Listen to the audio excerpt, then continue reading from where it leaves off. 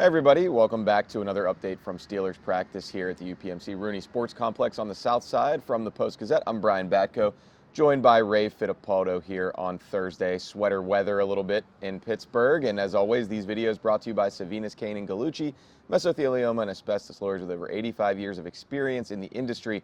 Call them now for your free consultation. Ray, as always on Thursdays, we just heard from Steelers coordinators Arthur Smith, Teryl Austin. Really interesting stuff from both sides, but I wanted to start with Smith because I think one of the big narratives coming out of Steelers' first loss of the season Sunday in Indianapolis against the Colts was it was a tale of two halves. Very cliche to say, but when you fall behind 17-0 and you're facing that kind of deficit at halftime, people are going to wonder, why weren't you able to open it up earlier in that game? I've even seen Chris Sims on the national level say the Steelers need to take the training wheels off of Justin Fields in the first half. Arthur Smith, a little bit resistant to that when we heard from him today, and kind of had some explanations for why they did get going in the second half. Yeah, I mean, it's easy to sit back and second guess after the fact, but Brian, you know as well as I do, Mike Tomlin wants Arthur Smith to call a game in a particular fashion, especially early in games. Mike Tomlin, who out there in the world thought that the Colts were going to put 17 on the board before the Steelers got anything going on offense? So that wasn't the recipe. That was an outlier. Right. I don't know if we'll see that type of defensive performance again, but to Arthur's point, once that did happen, the response from Justin Fields was really, really good.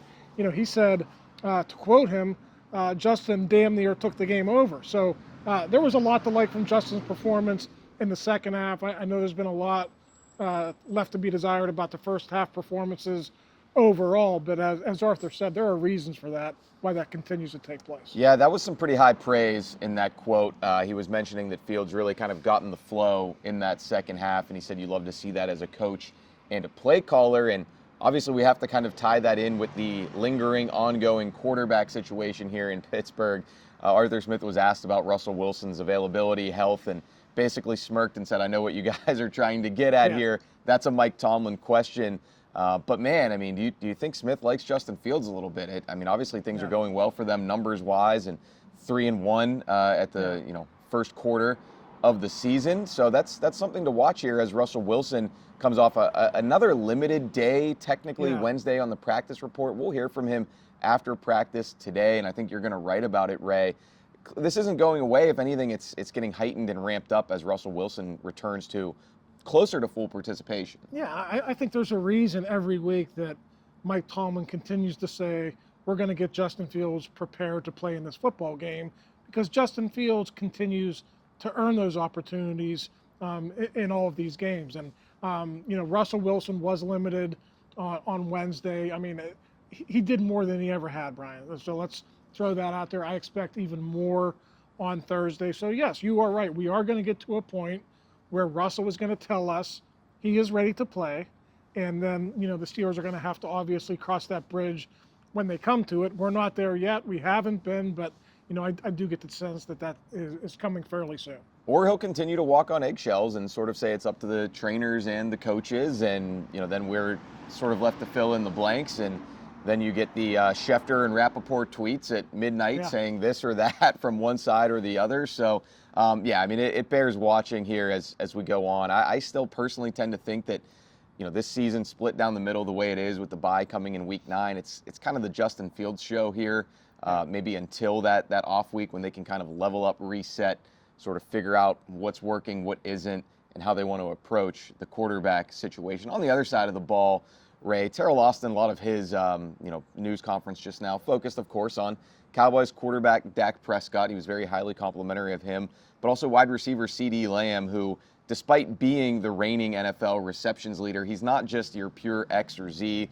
who lines up on one side, wins one-on-one matchups. They'll put him in the slot. They'll put him inside all sorts of places. It's going to be a full team effort defensively just to try to contain him, because, as Teryl Austin said, you're probably not going to stop him. He has 40 consecutive games with at least 4 receptions. Yeah, I mean, he's obviously one of the best receivers in the league, Brian. So, for Austin, they have to consider, okay, do we just let Lamb get his, and do we concentrate on guys like Jake Ferguson and Jalen Tolbert?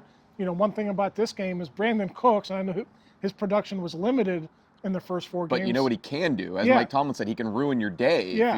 if you're not on your P's and Q's with him. He's been much more of a factor in other years, but he's not going to play in this game. So, the Steelers, they'll have a game plan. Sometimes it might not look like they're doing a great job on Lamb, but, sometimes the way those things work out, if you try to take away everyone, sometimes Lamb can get over the top and he can actually hurt you more. So there's going to be a lot of back and forth there with the defensive coaches this week and exactly how they want to defend him. From talking to guys in the locker room yesterday after the first practice of the week, I think it's kind of the opposite. I think Mike Tomlin's emphasis is anybody but Lamb can beat us in this game. We need to make sure number 88, not Des Bryant, not Michael Irvin, doesn't ruin this game and wreck this game for us offensively, because it is a banged-up Cowboys team, both offensively and defensively. One of their practice squad receivers, Brandon Johnson, has been mimicking Lamb in practice so far, and said, he confirmed to me that Tomlin actually asked them yesterday, how many catches did you have? Because they want to make sure they're doing what they can to contain him. Probably the best receiver that they've faced to this point in the season, although the Cowboys, probably the worst running game that they've faced to this point in the season. Rico Dowdle and this version of Zeke Elliott don't really strike fear into your heart. Yeah, the last time the Cowboys came here, Zeke Elliott had a big touchdown. Yeah, he was in his prime. At the end of that game. That was his rookie season, But actually. it felt like he was in his prime based on what he did at Ohio State. He was at the peak of his game, certainly against the Steelers. They hit a that long day. screen pass in that game, too, I think, back when they had Zach Martin, who's still around, Travis Frederick, who's retired, but they had some interior guys who could move. Yeah, obviously a much different Cowboys team. Still, different staff, still Dak Prescott is still here. Elliott, obviously, is back with the Cowboys. It was interesting watching their game against the Giants. You would think the Giants were down a little bit. The Cowboys would come in and they would roll them. But, the Giants defense actually did a pretty decent job against the Cowboys and of limiting them to only 20 points in that game. So we all know that the Cowboys can be explosive, but I don't know that they've hit their stride yet. And as you mentioned, Brian, they've got some injuries, so I think it'll be a challenge to do that against the Steelers defense as well. Yeah, DeMarcus Lawrence on injured reserve, not going to play. They're a longtime defensive end. Pass rusher Micah Parsons from Penn State and Harrisburg, likely out with a high ankle sprain. Arthur Smith acknowledged both of those personnel losses for the Cowboys. And yeah, you mentioned Brandon Cooks on the other side. We'll see from a Steelers perspective today, can Cordarrelle Patterson get out there at all? Jaylen Warren still probably at least one more week away. Yeah. And Isaac Seumalo seems to be trending in the right direction at left guard. For Ray Fittipaldo, I'm Brian Batko. Thanks as always for watching us on Post-Gazette.com, the Post-Gazette Sports YouTube page. We'll be back with you with plenty of more content the rest of the week.